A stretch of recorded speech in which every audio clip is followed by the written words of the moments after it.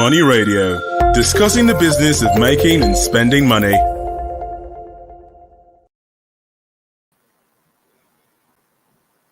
Good day to all of you out there following us. You're welcome to another edition of Money Radio.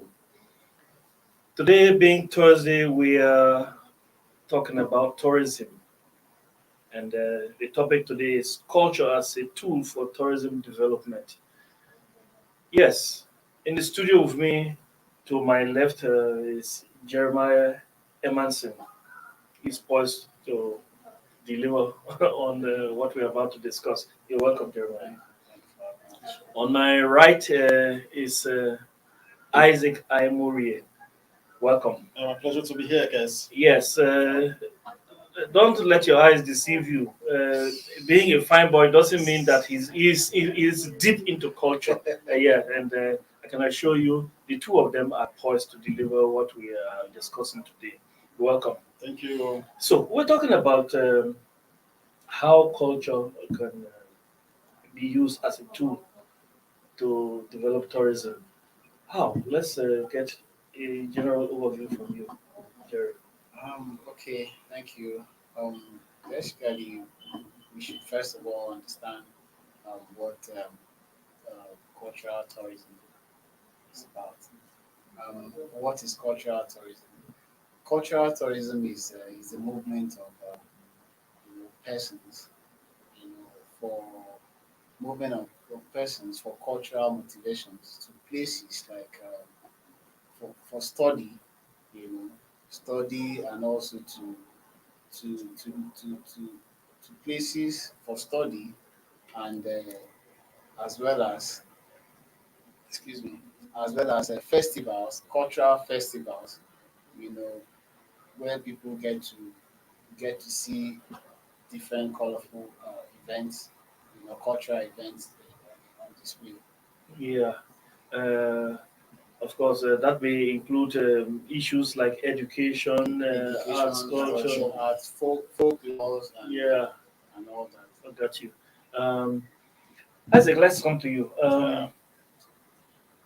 How can cultural tourism be used as a tool for development? And how can Nigeria or states, we're talking about, we're in the era right now where we're discussing how states with the Pandora's box that has been opened in River State. I mean, spreading the entire country.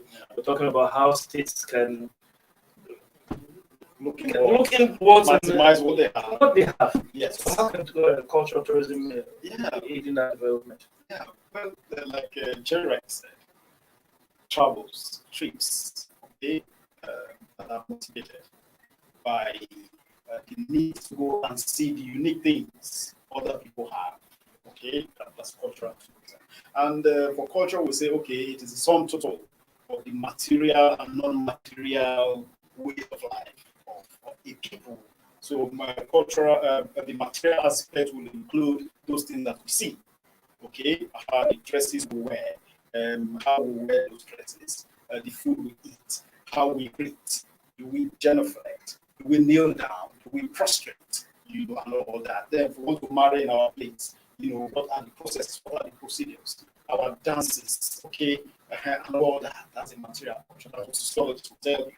Yeah, of course, the non-material part, okay, the spiritual part that we don't see, belief systems and patterns, and all that. So, and for us in Nigeria, we are actually very, very fortunate. We are lucky, so to say, because we have these cultural materials in excess, if you ask me. If there is anything give us some examples. Yes, if there's anything that we need to showcase to the world, maximize and make, all the money, both monetary and non-monetary benefits. It's actually our unique, our unique cultures. Okay. For example, the average tourist, whether you European tourist or American tourist, will not come to Nigeria to come and see your 7-star hotel, for example. They have those there. Or your 5-star hotel. They have the space there. Okay. Then you want to come and see your unique dances. to come and see, yeah, they want to come and see your food. This is How do you, Indian festival. they want to see how you dress. What are those cultural motivations that are unique, okay, to you people? Okay, it's even deeper than that. There are other dimensions. Okay, sex tourism is also a special tourism. Yeah. You understand it? So I mean, let's not shy away from it. Yes, I mean, we hear, when men are together, they often say, the gist and talk about Calabar girls, Aquarium girls, they are homemakers, and all that. Yes. Whether in the other room or in the regular room. You understand?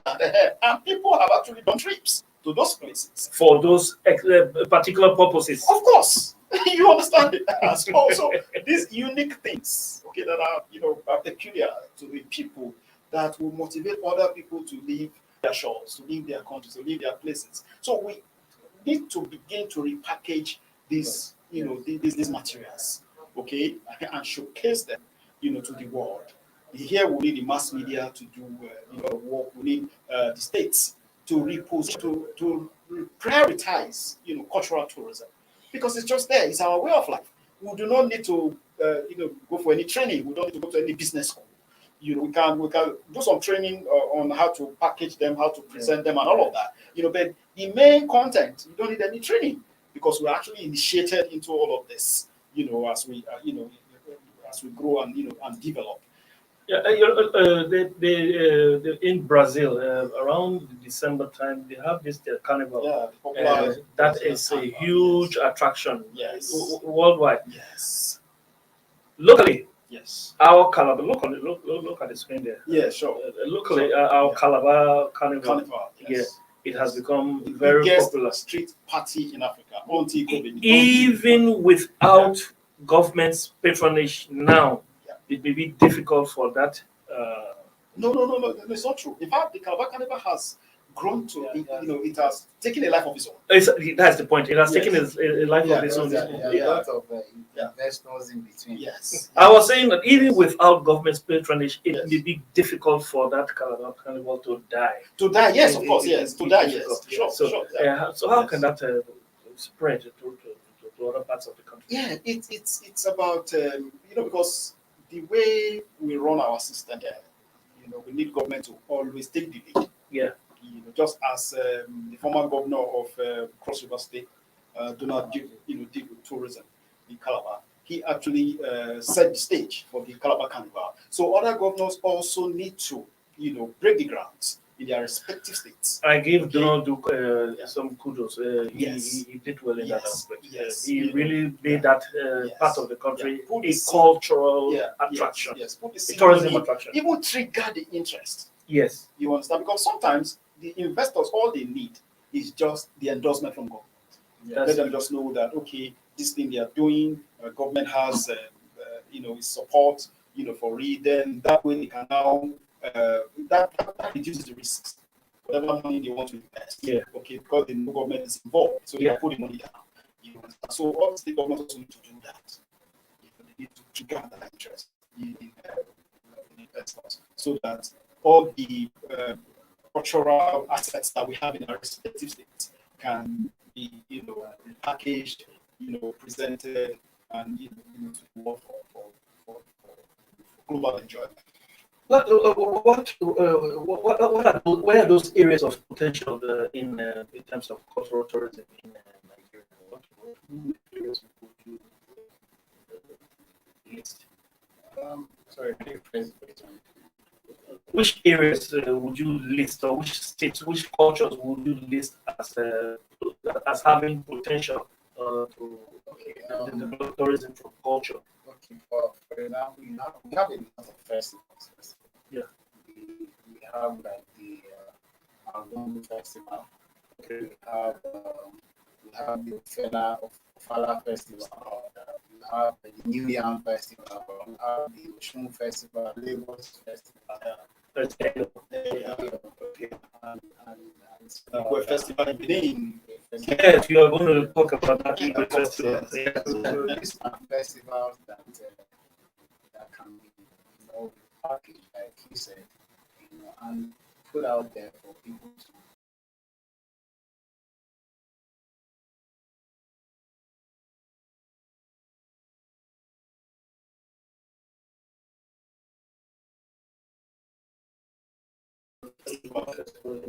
Yeah, Tell us about it. yeah, this is a crowd puller, and we've had It's only in the Oba's Palace that you have that. no, because every Edo man, Yeah.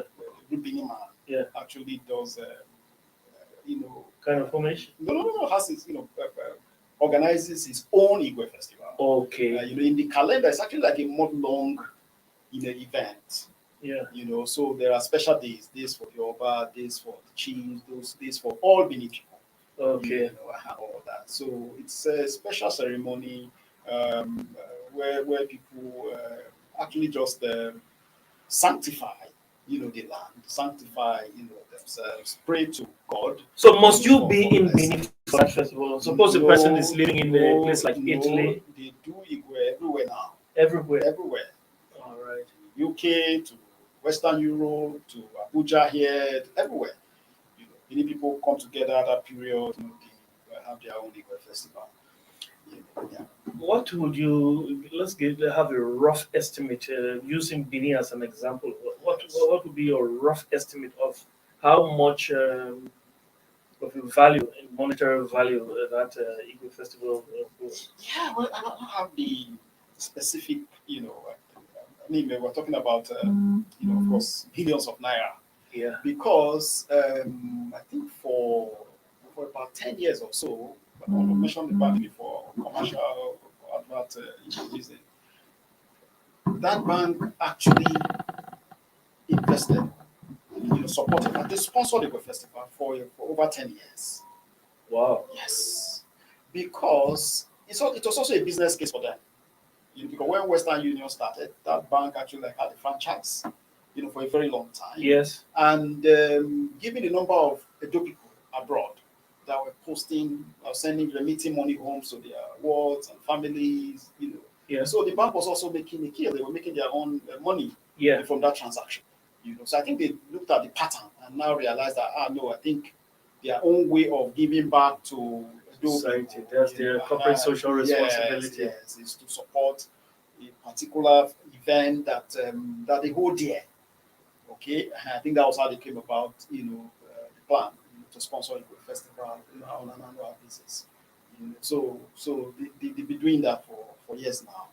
But that is just one company. Yeah. There are other companies that are doing businesses in Benin that also support the festival every year. Basically cashing in.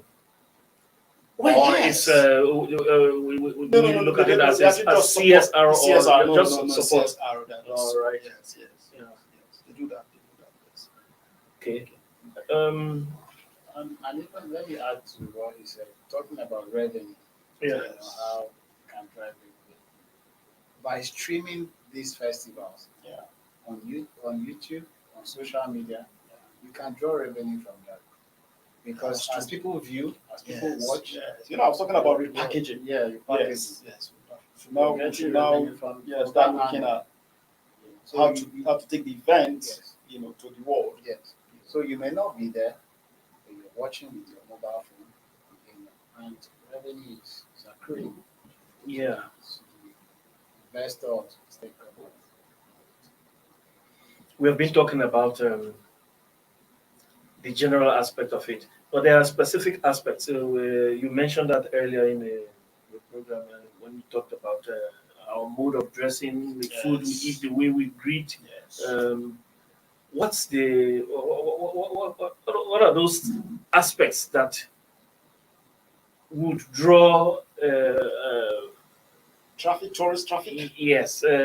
We'd like to discuss that when we come back. Let's take a short break, just a breather. When we come back, we'll discuss the specifics of what we've been talking about. Deal.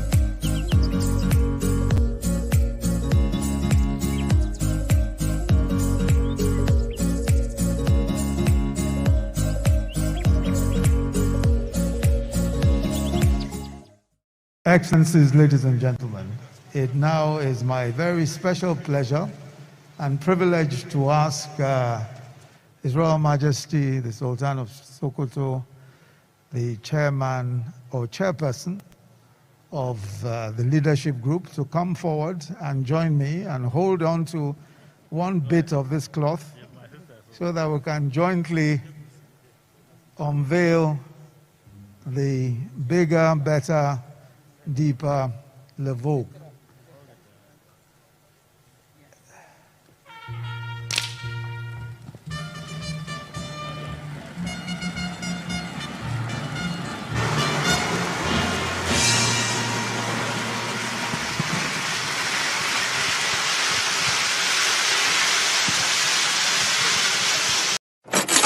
Money Radio, discussing the business of making and spending money.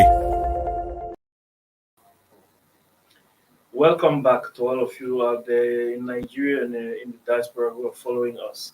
This is the Money Radio. Still with me in the studio is Jeremiah Emerson and Isaac Aimuri. I remain your host, Case Hammond. Before we went for that short break, we were talking about the specifics of how culture can be used as a tool for development. Isaac, and a culture has developed, a Nigerian culture has developed, which I would like you to talk about. Over the years, Nigerian music have become so popular in the world. I've been talking about the world over. Yes. I have friends around the world who attest to that. And Nigerian dance, I'm not talking about the specific cultural dances, but the Nigerian dance as a whole has evolved. It has become a culture. Let's talk about that. Yes, of course, we have Zanku. I think that's one very popular one. Okay, the one you dance and you do this and you shake your body and all that. Okay, that was one. Yeah. We had where body. You understand? I mean, Nigerians are actually very very creative, very innovative. But what do we need to do? These are just products of individual efforts. Yeah. If you ask me. Okay, but as a government that should support these people, we can come up with a festival of Nigerian dances, for example. Yes, that's true. Yeah, a festival of Nigerian dances, and it will attract tourists from everywhere. Okay, let people come and learn how to, dance from the original, the people who invented, these dances. Then of course you tie so many other socio-economic activities around such a festival. Yeah. Okay, if you're going to have 1 million people, for example, coming from America, from Europe, from other African countries, Asia, and all that, there's a lot of importation of money. Yeah, they're going to stay in hotels. Yeah. They are going to, they're going to travel with dollars. You understand? They're going to do road travels. Yeah. They're going to do, air travels. They are going to eat. They're going to drink water. They're going to have drinks. And all. They're going to shop. They're going to buy some. Even at They will shop. festival, you have crafts where people can buy. Yes. Yeah. Our local crafts and arts and all that. Now, so put all that together and have a festival of Nigerian dances. What do you think? Is it coming together of various cultural dances that has emerged, or to what we have as a Nigerian dance now, or? Yeah, we're critically, if you look at those dances, you actually see elements, of some indigenous dances. In fact, when you see the Zanku dance and the movement of the leg, you see some bata elements. Yeah. The bata dance, the one that you find in the Southwest, for example. Mhm. You see that. Then you also see elements of, other movement, body movement, and use of space and all that from, across, Nigeria, and elsewhere. So we can have that. Our dance is a tourism unique. product that Yeah. we can actually package and showcase for the delight of our global, audience. You mentioned government earlier. Yes. Now, what can government do beyond that? I mean, they're just a step further from what individuals are doing. What can the government do? Okay. Now, in states, Yeah. in all the 36 states, we all have different cultures. So what can the government do? Is to begin to work out, a plan, whereby maybe every once in a year or thereabout. Let these cultures, cultural heritage be, brought to, to a show, nationally. from the state level, Yeah.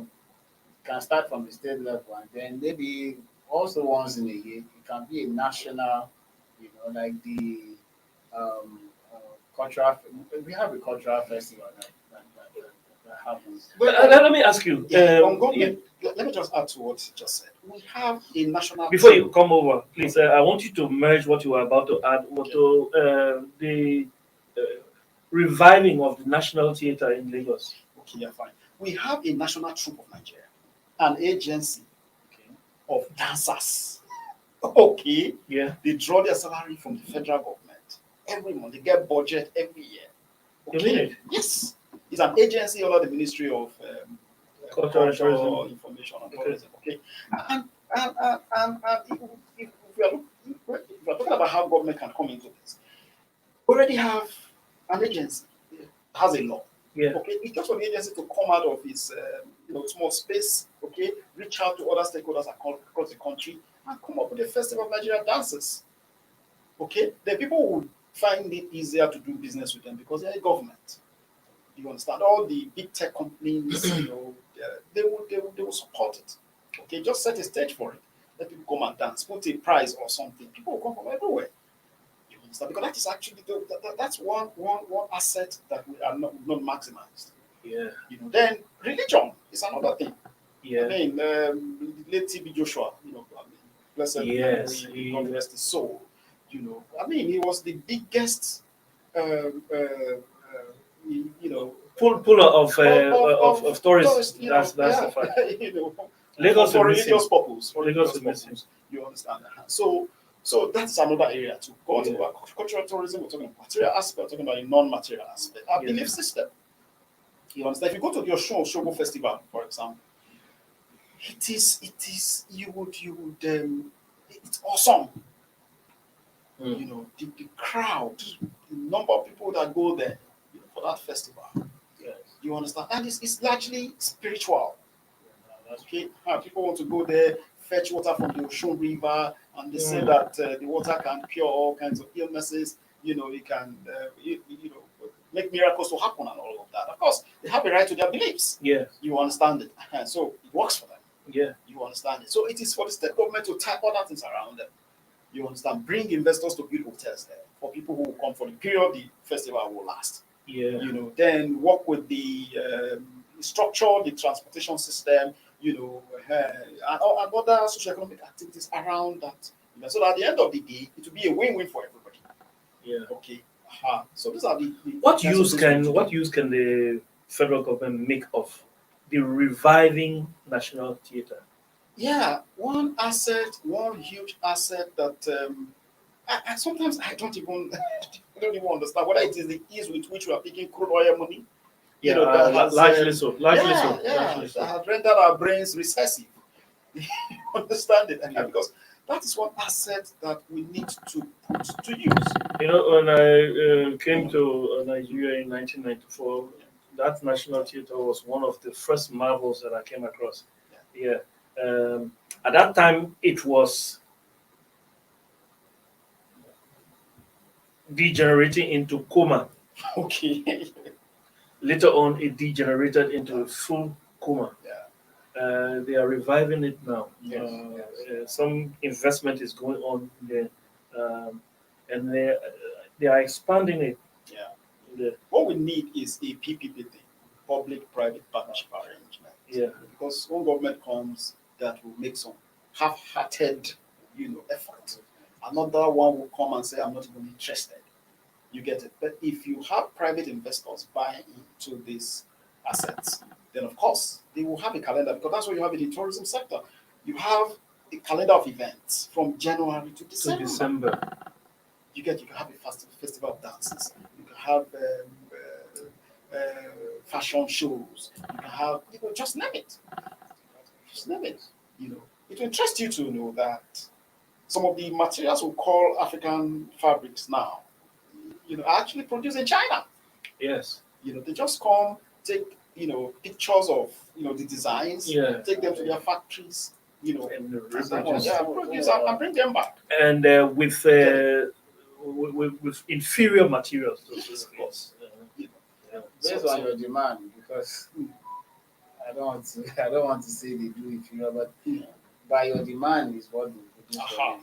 So the main fact that people from that end, I will say, is the other side of the world would come and copy something to go and mass produce means that our materials, our cultural materials, have value, which they bring back to us to buy. You know, we are connected to this thing psychologically. Yeah, we are. Then there's another issue we also need to look at. In terms of knowledge acquisition, there's a recent research, material I read, and in that, the researchers actually said that when people are taught anything in their indigenous languages, that they learn faster. You understand? Yes. So I think it's something that those who are designing policies for the education sector should also look at. You get it, so that we can begin to revive the use of our indigenous languages in our primary schools. We teach in those languages, using those languages, so that people would, would do better. Relate with culture. Relate with. That way they can invent things easily.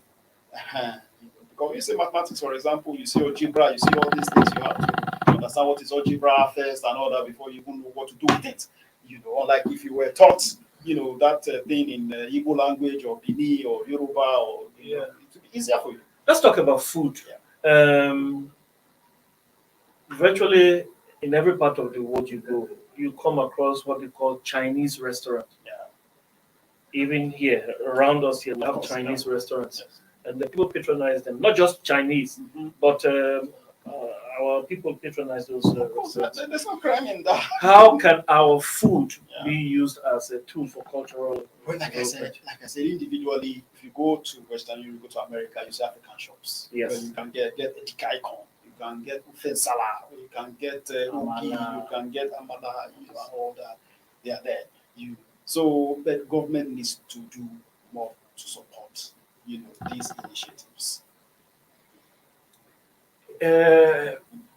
With 30 seconds each. What would you say to government? You are government's advisor, so to speak. What would you say to government now? Let's start with you. The government has to really, step up its efforts in that the area of tourism, basically, because we need to de-emphasize and focus on just for our enemies. Need, this call for diversification, and I think government needs to really take that serious, especially in tourism, because tourism can, like we discussed on this show, some of our tourism can really, it's huge revenue. So government needs to focus more in that sector so that people can grow and as well as create jobs. Isaac, not just that you're going to comment or give advice. I would like you to comment on that. New Yam Festival. Beautiful picture what we have at the New Yam Festival in Nigeria. Government has to include cultural tourism in this basket of offers. Anytime you are going to Europe and America to source FDIs, foreign direct investment, yes, we don't put cultural tourism there. So we need it because it is one product that we are yet to maximize. So we need to put it there, we need to market our hospitality, we need to market our dress culture, our dances, our food, our cuisines. Okay, we need to do so anyone will come back. Just before we go, what specifically would you say about that? The reason why I said I give Donald Duke credit is I think he saw in that part of the country the potential, the way of life for those people, and he built on it with what he. Yes. I worked with some Calabar residents some years ago, And they said, well, the hospitality part has always been with them. Okay. Okay, so the governor just came. If I interviewed the governor some years back, and he told me, hey, because of their location, Calabar is far from. It's the farthest place from any part of Nigeria. From the west, coming from That's the north. true. That's true. So what they actually needed leg traffic. They needed to pull leg traffic to Calabar. And it's one of the reasons that the reasons that informed the creation of in Calabar, Calabar. And today, many years after the as it remains a legacy. Yeah, sure. It was still taking money from the other events. Yeah. With the new development, fiscal federalism, probably taking a foothold, which may become reality in the near future. The government needs, or state governments need to look deep and see what they can develop for their people that will attract these kind of investments and make their places viable, economically viable. That may even be one of the things that will stop or forestall all of these banditry and criminal activities all around. So with that, we say thank you to all of you who have been following us. Thank you guys. Thank you, Isaac. Thank you, Jerry. Pleasure. My name is Case Hammond. I've been your host. We say thank you also to our producers. Please be with us. But next Thursday, we're coming up with another edition of how tourism can develop this land. Until then, stay good. Bye, guys.